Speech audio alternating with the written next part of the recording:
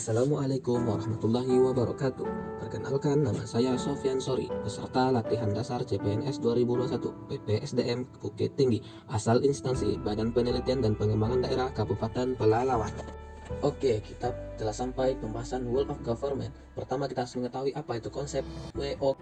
Menurut United States Institute of Peace, WOG merupakan sebuah pendekatan yang mengintegrasikan upaya kolaboratif dari instansi pemerintah untuk menjadi kesatuan menuju tujuan bersama, juga dikenal sebagai kolaborasi kerjasama antar instansi atau pelayanan dalam menyelesaikan suatu permasalahan pelayanan. Whole of Government pada dasarnya adalah sebuah pendekatan fungsi dalam ruang lingkup koordinasi yang lebih luas guna mencapai tujuan bersama dalam hal pembangunan kebijakan, manajemen program, dan pelayanan publik. Oke, selanjutnya mengapa perlu dilaksanakan Whole of Government? Ada 4 faktor yang menyebabkan. Yang pertama, ego sektoral atau siloisasi. Kedua, perkembangan teknologi dan informasi. Ketiga, dorongan publik untuk kinerja good governance. Yang keempat, keberagaman. Apa yang terjadi jika tidak ada Whole of Government? Akan ada 4 hal yang terjadi. Ego sektoral dikedepankan, pengkotak-kotakan wewenang, persaingan tidak sehat, tidak adanya check and balances. Pada poin ini kita membahas best practice atau praktik terbaik dalam melaksanakan Whole of Government. Untuk best practice Whole of Government mempunyai 4 syarat. Yang pertama, adanya budaya dan filosofi baru. Yang kedua, cara kerja baru dalam hal pembangunan kebijakan, manajemen program, atau pelayanan publik.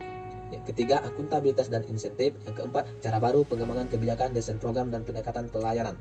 Berikut adalah contoh Whole of Government antara Kementerian Sosial dan Bank Indonesia, dalam hal ini Himbara. Pemerintah menyalurkan bantuan pangan non-tunai kepada masyarakat peserta keluarga penerima manfaat atau KPM. Penyaluran bantuan tiap bulan tersebut dilakukan melalui Kartu Keluarga Sejahtera atau KKS. Pada Kamis 23 Februari 2017, di Gor Popki Cibubur, Jakarta Timur, Presiden Republik Indonesia Joko Widodo memberikan secara simbolis bantuan pangan non-tunai atau BNPT kepada sejumlah ibu.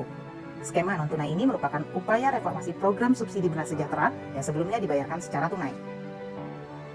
Masyarakat khususnya para ibu dapat menggunakan KKS untuk membeli bahan pangan di elektronik warung gotong royong atau yang lebih dikenal dengan nama iwarung.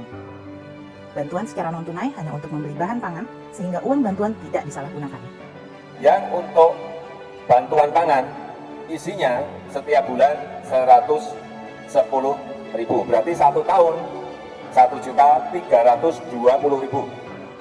Sementara peran Bank Indonesia dalam program bantuan pangan non-tunai melalui KKS ini adalah memberi kemudahan bagi masyarakat dalam proses perbankan, sehingga penyaluran bantuan semakin efektif dan efisien. Sebagaimana arahan Bapak Presiden di tanggal 26 April tahun 2016, bahwa penyaluran bantuan sosial dan subsidi harus dilakukan secara non-tunai dan melalui sistem perbankan. Dengan sistem bantuan seperti ini, masyarakat dapat menggunakan secukupnya dan berlatih tidak konsumtif. Bantuan melalui kartu juga jauh lebih aman dibandingkan membawa uang tunai. Tarik bantuan PKH bisa di ATM Himbara. Bantuan program Keluarga Harapan dapat tarik tanpa dipungut biaya melalui ATM tergabung dalam Himbara. Pengambilan bantuan PKH non-tunai dapat dilakukan melalui agen perbankan, outlet bank, juga e-warung Sube. Pencairan dana bantuan dapat melalui Kartu Keluarga Sejahtera, juga dapat diambil melalui 4 bank penyalur PKH yang terdiri dari Bank BNI, Bank BRI, Bank BTN, dan Bank Mandiri.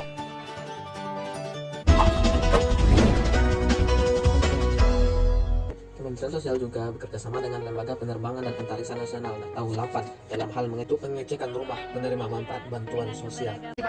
Guna mempermudah penyaluran bantuan sosial agar tepat sasaran, Menteri Sosial Tri Risma hari ini berencana bekerja sama dengan Lembaga Penerbangan dan Antariksa Nasional untuk melakukan pengecekan rumah penerima bansos.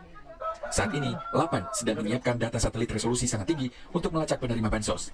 Metode kecerdasan artificial intelligence saat ini sedang diuji coba di Bandung, Makassar, dan sejumlah kota lainnya. Nantinya, data yang diperoleh akan diimplementasikan dalam sistem informasi geospasial.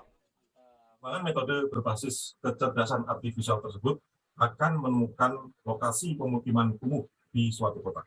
Data koordinat penerima bansos digabung dengan lokasi-lokasi pemukiman kumuh yang diperoleh dari citra satelit, maka dapat ditemukan mana penerima bansos yang berada di pemukiman kumuh maupun tidak. Menteri Sosial Tri Risma hari ini mengatakan nantinya hasil pengamatan LAPAN dengan citra satelit menggunakan teknologi artificial intelligence akan mempermudah pelacakan kondisi real penerima bansos sehingga bisa lebih tepat sasaran dalam memberikan bantuan sosial.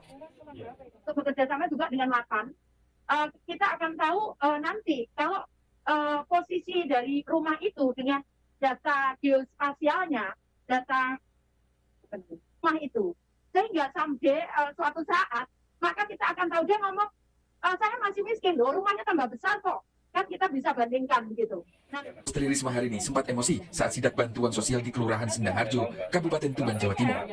Risma marah saat mengetahui adanya dugaan kesalahan penyaluran bansos sembako dari program bantuan pangan non-tunai yang dipotong penyalurannya 1 bulan. 20 kilo, 220.000. Mensos juga mengaku banyak pihak yang protes karena bantuan sosial program Keluarga Harapan juga dinikmati oleh keluarga kepala desa dan lurah. Tim Liputan, Kompas TV.